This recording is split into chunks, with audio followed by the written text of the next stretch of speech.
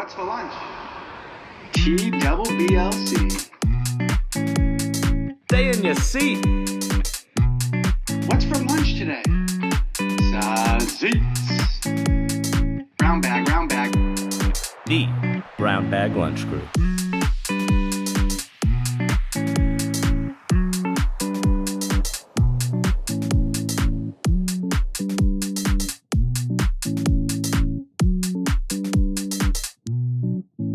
This week we're switching off hate and love. Love of the week. You got to balance it out, fair and balanced, as some would say.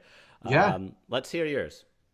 My love of the week, I actually tweeted about it a mere couple hours ago. I'd have to first give credit to Mackenzie Quinn.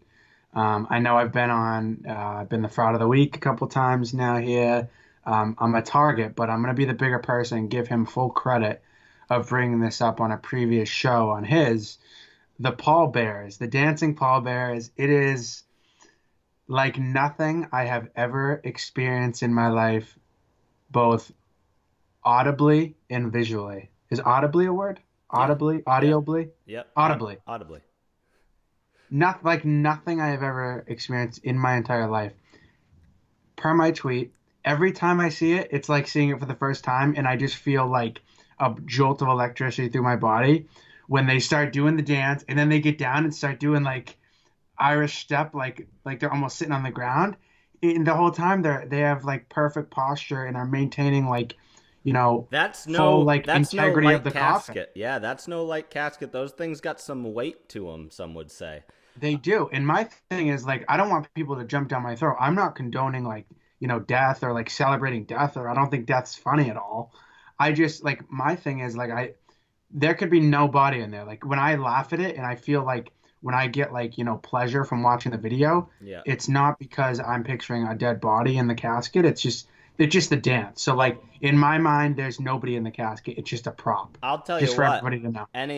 Anybody that I know who dies, or that I went to like a funeral, grandmother, grandfather, if you have those guys Oh my coming God. in, I mean, that's Dude. going to make you feel 10 times better. I want those guys on my casket. Imagine them kicking open the door at like Our Ladies or St. Anne's, and the guy just Mr. Mizuraka just shuts off his piano and he just plugs in the electric dance music, and these guys just start going to town down the aisle. I would be, oh my God, like it's no longer a solemn, sad type Occasion, of. It's more of a celebration at this point. It's like, oh my God. I'm gonna go with the #1 Billboard country song right now, and it's a remake. It's not even. It's like 2 years old or something, from Maren Morris. It's Bones. But the thing that vaulted her to the top here is she did the remake with Hozier, so it's a duet. My love of the week is more than one person singing, like a Lady Antebellum.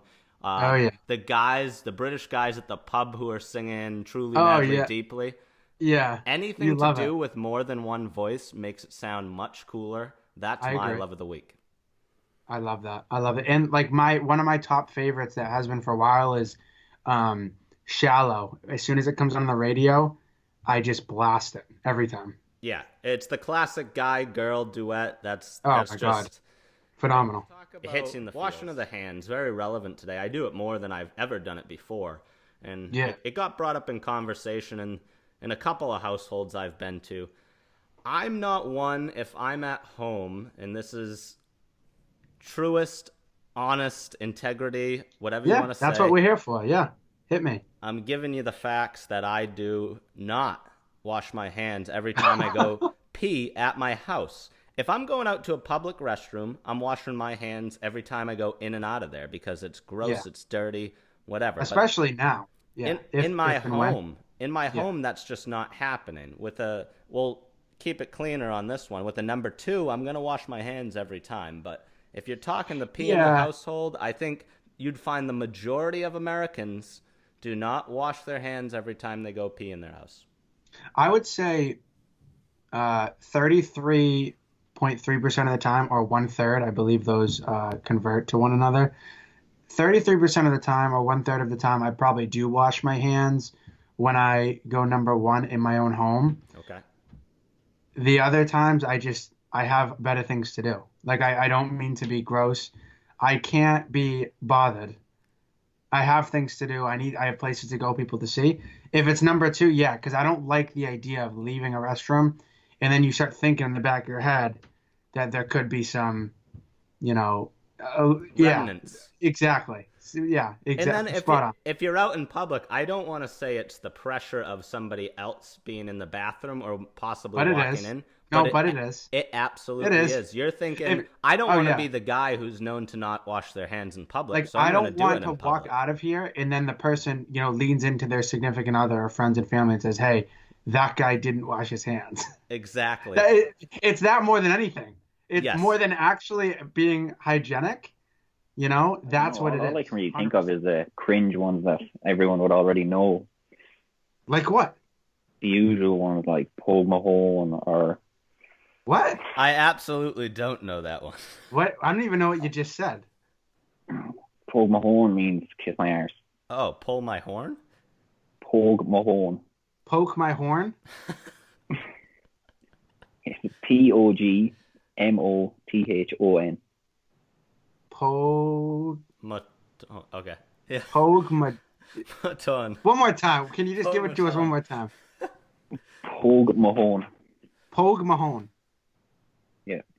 Poke Mahone. Kiss my behind. Yes. All right.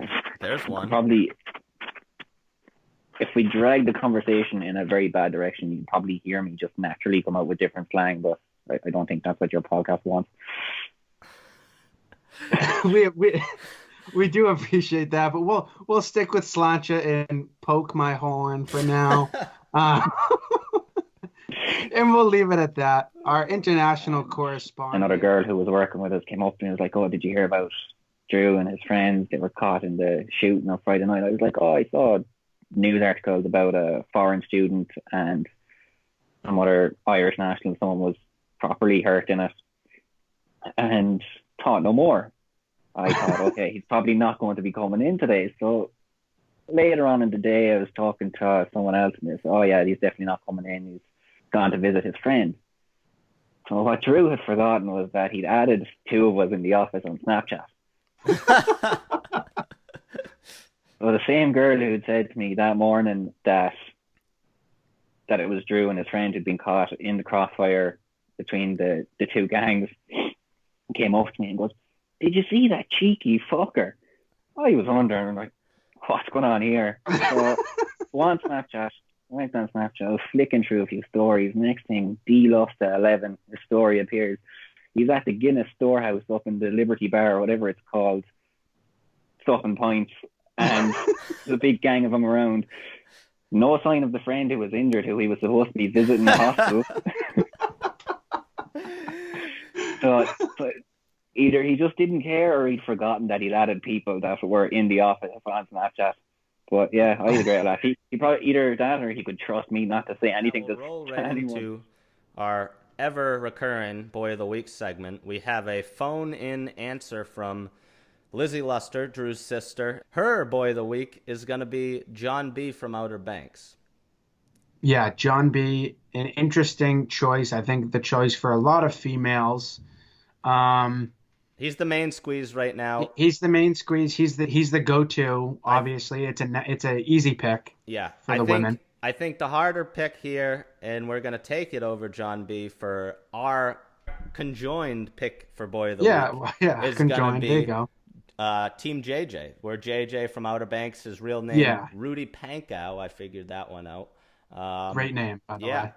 I mean, he's going to be my pick over John B. because I think he's just for the boys more than 100%. John B. is. Oh, yeah, no doubt. A little bit of an edge to him, a little bit of the bad boy of the group. So yeah, he's got everybody's back. He definitely has an edge, and he's without a doubt for the boys. Obviously, without spoiling anything, the writing is on the wall there with the way that he acts. So yeah, from the first it's very episode easy. on. It's very easy to root for him and be a fan of his. So yeah, hashtag Team JJ. Absolutely underdog story. We're taking JJ for our Boy of the Week. What's for lunch? TBBLC. Stay in your seat. What's for lunch today? Sausage. Brown bag, brown bag. The Brown Bag Lunch Crew.